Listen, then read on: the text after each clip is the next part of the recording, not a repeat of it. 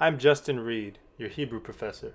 Welcome to this video lecture for Hackett, chapters 2 through 5, where we'll be covering the Hebrew alphabet, or alphabet. In order to get the most out of this video, please follow these instructions. Number 1, for every video lecture, you should have Hackett open and in front of you. The content and order of most video lectures will follow what is in Hackett with only slight variations. This lecture will have more variations than normal, but still it will be important for you to have Hackett in front of you. You're going to want to use her book and mark important pages and take notes that you'll be able to use as a constant resource. Number 2, open the PowerPoint slides that are uploaded on Google Classroom. That file should match what I'm doing on the screen. To review what we learned today, you can always return to the PowerPoint, which is easier to navigate than in video. Number 3, remember, you have control over this video. Pause the video when you need to process. Look at the corresponding section in Hackett.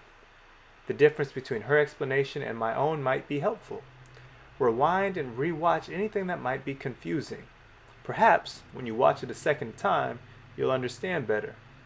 Make note of anything that you still do not understand. In class, we will review whatever people have difficulty with, but I will not present the same lecture a second time. Number 5, enjoy and rewatch this lecture as necessary. The first consonant in our Hebrew alphabet is Aleph. Aleph is a consonant that's difficult for non-native Hebrew speakers to pronounce.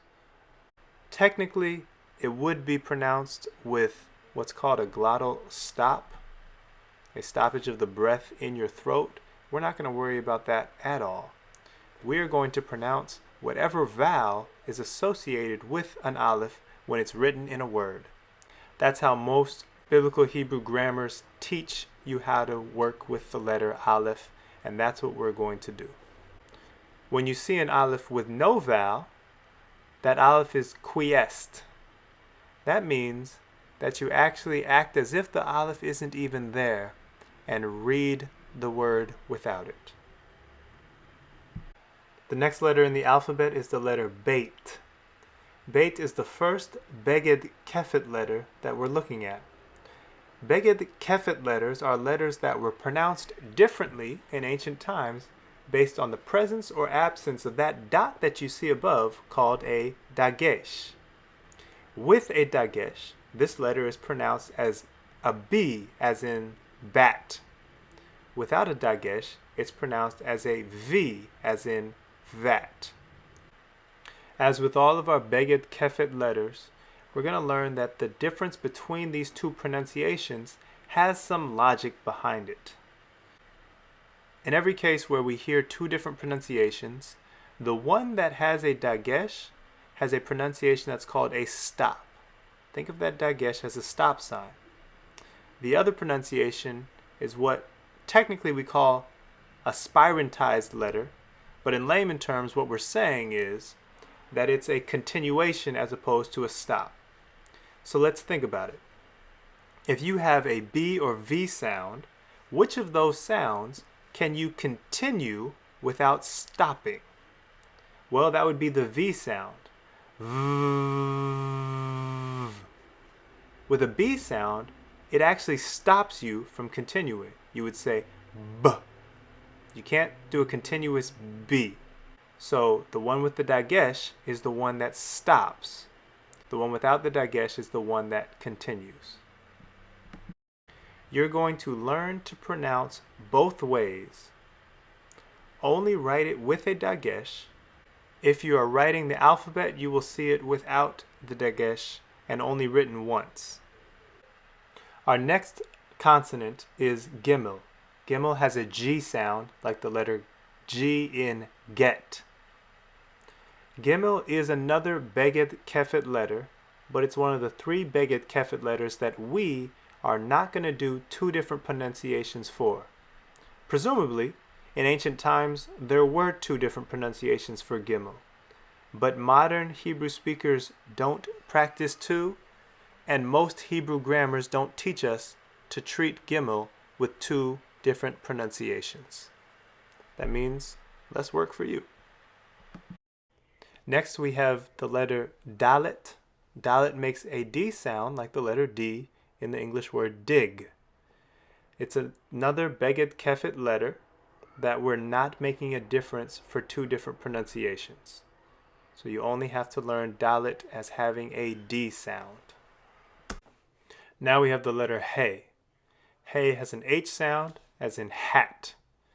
At the end of a word, we can see He in a couple of different ways. Instead of being a consonant, He will be what's called in Latin a mater lectionis. It means a mother of reading, as in someone who helps you through reading. When it's being described, usually people will just say or write mater. And what a mater does in Hebrew is that it indicates a long vowel. Originally, biblical Hebrew, classical Hebrew, ancient Hebrew was written without vowels. Modern Hebrew is written without vowels. For native speakers of Hebrew, people know, and writers assume their audience knows, which vowels go with consonants in a certain case. Whenever you're reading, someone will say, oh yeah, I know exactly what vowels go, and they'll be able to pronounce the words on the page. There's certain letters, He is one of them, that work as these maters, these helpers, so you know when there's a long vowel. He helps in that way at the end of a word. Later, biblical Hebrew had a vowel pointing system, or what's called a nikud, added to the text. And that is what we read when we read our Bibles. We see that pointing system, those dots that indicate vowels, in addition to the maters. When a final He is not a mater, it will be written with a dot inside of the letter that looks just like a dagesh. That dot is not a dagesh. That dot is called a mapik. And the mapik is there to make sure that you know this He, even though it's at the end of a word, and you'd normally think that a He at the end of the word is a mater, that dot indicates that it is a consonant. In terms of pronunciation, it's not going to make much of a difference. But in terms of translating, paying attention to that mapik is going to make a big difference in the meaning of a word. Now we have the letter Vav, which has a V sound like vat, exactly the same as the letter Beit when it's written without a dagesh. Often, Vav will show up as a mater in the middle of a word, and in those cases, it's pronounced as part of what's called an irreducibly long vowel. It'll be a holam vav or a shurek. We'll be learning more about those vowels later. Now we have the letter Zayin. Zayin has a Z sound, like the first letter in the word zebra. Our next letter is the letter Chet. Chet is a sound that we're not too familiar with as native English speakers because we don't have that sound in our language. We can hear it when we think of words like Bach, which is a name borrowed from German, and at the end of the name Bach, we hear that sound for the letter Chet. You want to make sure that you can distinguish your Chet from your He sound. Both of them have that H breathing sound, but Chet also has a hard K kind of sound mixed into it. Next we have the letter Tet. Tet has a T sound, like the letter T in top. Next we have the letter Yod. Yod has a Y sound, like the Y in the word yet.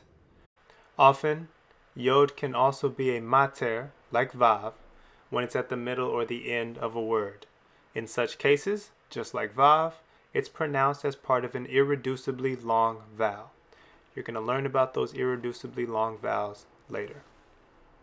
Next we have the letter Kaf. Kaf is the next one of our Beged Kefet letters.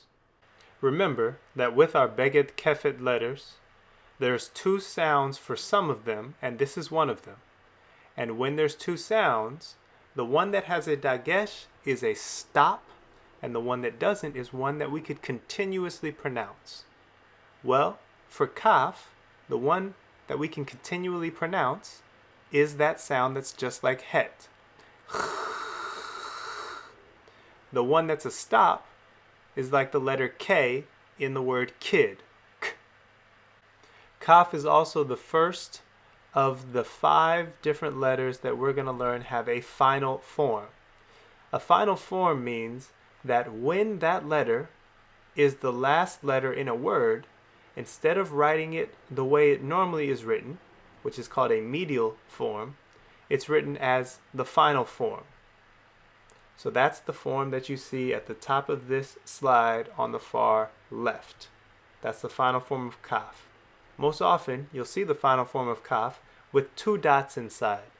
Those 2 dots are the vowel called schwa. It's not the only way that you'll see a final form of kaf, but it's most often how you will see it. Next, we have the consonant lamed. Lamed has an L sound, as in lid. Next, we have mem. Mem has an M sound, as in map. M also has a final form.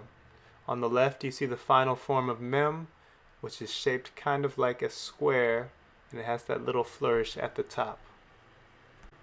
Next, we have nun. Nun has an N sound, as in nap. It is another letter that has a final form, and you can see that final form of nun on the left. And that final form has a line that extends below the level of where a normal letter ends. Next, we have samek. Samek has an S sound, as in the word sit. Next, we have ayin. Ayin, like aleph, used to be pronounced.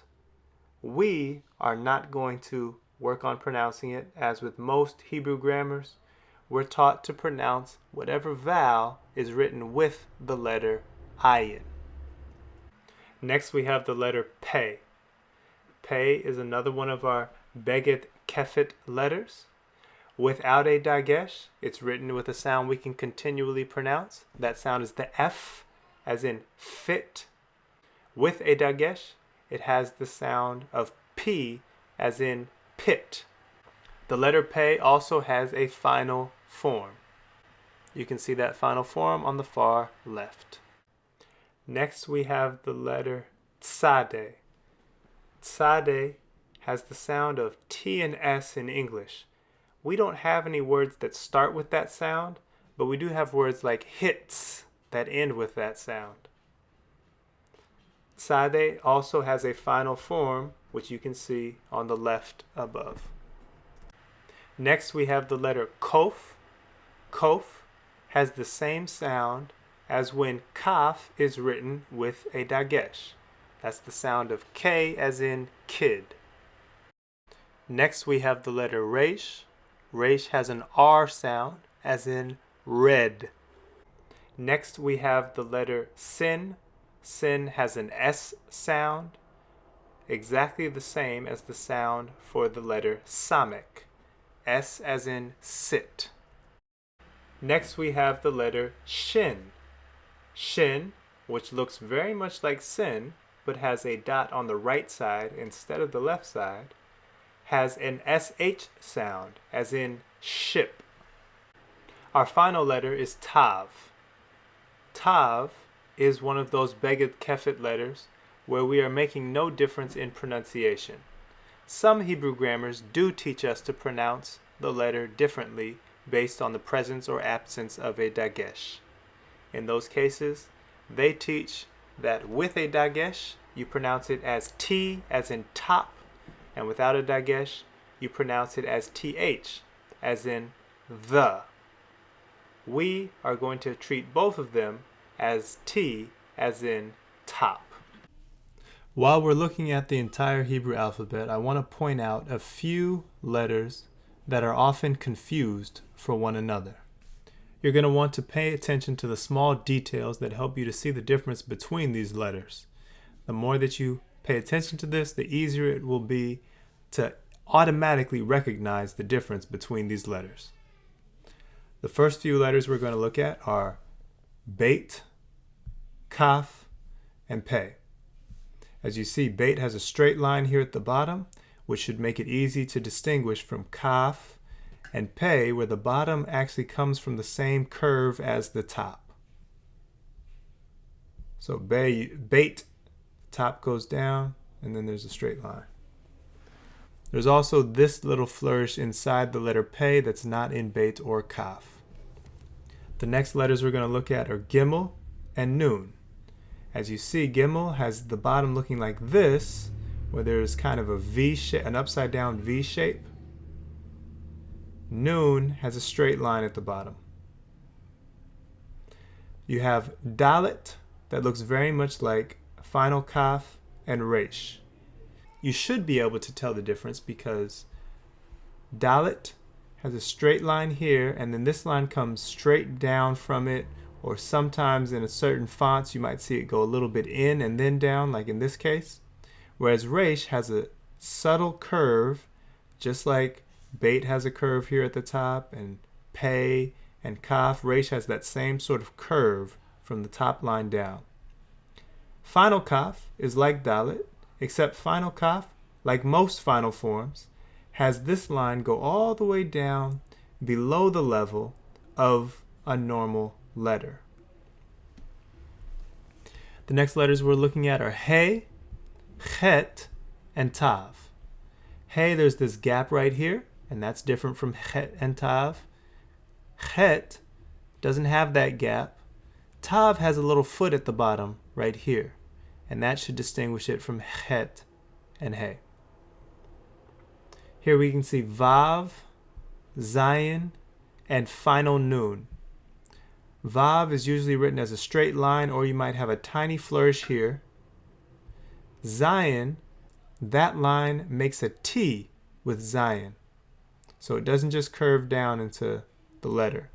And then for final Nun, like most final forms, the line needs to be long enough that it's obviously lower than the bottom of a normal letter. Some people confuse final Nun and final Kaf. Should be obvious that this is longer than any little flourish someone might put on a final Nun. Final Mem and Samik look very similar, except final Mem is a square shape, Samik is a circle shape. Ayin and Tzadeh can look pretty similar. Notice the difference. For your Ayin, you have this shape right here. It's kind of like a chair maybe. And for your Tzadeh, you don't have that shape at all. It actually starts here if you were writing it, and you write down to the edge right there and then across, and then have this line come out of the top. For your Ayin, this line comes out of the bottom. Finally, you have Sin and Shin, which are identical except for this dot. For Sin, the dot is over the left side. For Shin, the dot is over the right side of the letter. You will be able to tell the difference with a little mnemonic I've heard people use before. Sin is never right. That explains why the dot is over the left side of the letter Sin. Before we finish, it's important that I teach you about your Beged Kefet consonants. I've mentioned these consonants already, and I want to make sure that you understand that it's important to know what these consonants are and when they have a certain type of dagesh, so that you can properly pronounce your Hebrew words. You can remember which 6 consonants make up your Beged Kefet consonants because Beged Kefet is an acronym. The B is for the letter Beit, the G is for the letter Gimel, the D is for Dalet, the K is for Kaf, don't confuse that with Kof, the PH is for Pei, and the T is for Tav. Don't confuse that with Tet. Now these consonants can take what's called a Dagesh Lene. There's also what's called a dagesh forte in Hebrew. A dagesh lene and a dagesh forte look identical. However, they don't mean the same thing. Let's start by talking about a dagesh forte. A dagesh forte is also called a doubling dagesh. A dagesh forte indicates that a consonant that has that dagesh in it should be pronounced as if it were doubled. In English, we just write the same consonant twice. For example, the word written has two T's written in a row. In Hebrew, you would put a dagesh in that one letter instead of writing it twice. Most letters in Hebrew can have a dagesh forte, including your beged kefet consonants. When you see a dagesh forte, you know to pronounce the word as if that consonant is doubled. Now, a dagesh lene is a dagesh that looks exactly like a dagesh forte, but it occurs in your beged kefet consonants according to a different rule. It doesn't occur to tell you to double the letter. It occurs when that beged kefet consonant does not immediately follow a vowel sound. So if the sound right before your beged kefet consonant is not a vowel, then you'll see a dagesh lene. That also should mean that the opposite is true. If your beged kefet consonant does come immediately after a vowel sound, then you should not see a dagesh lene in it. Now, there's a couple exceptions where you'll see a dagesh in your beged kefet consonants in spite of the rule, because it'll be, for example, a dagesh forte. When we learn about syllables, we will learn the rules that help us to know when to expect a dagesh forte, a doubling dagesh. So if those are the rules at play, then you might see a dagesh in a beged kefet letter, even though it comes right after a vowel sound. The other exception is one that can happen at the start of a word.